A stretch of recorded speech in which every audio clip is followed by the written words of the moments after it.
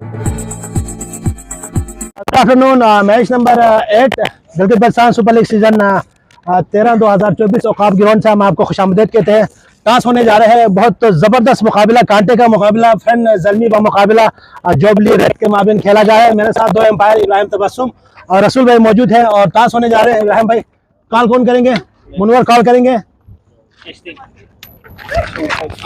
शरुल्ला भाई win the toss, क्या करेंगे शरुल्ला भाई?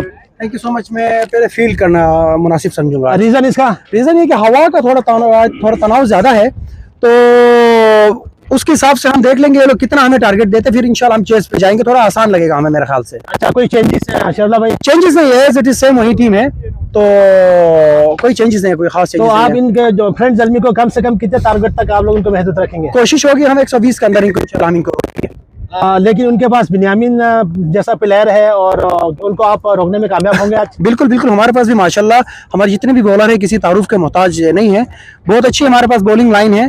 तो आज हमने कुछ 2-3 एक्स्ट्रा भी बॉलर खिलाए हैं, तो इंशाल्लाह हमारी पूरी कोशिश होगी कि उनको 120 के अंदर हम स्टक करेंगे इंशाल्लाह। Best of luck. Thank you so much. Manohar भाई, आप अनफॉर्चुनेटली टॉस हार गया, अगर आप जीता तो क्या आपका फैसला का था? मैं भी सोच रहा था फील्डिंग ही करूं। उसका वजह?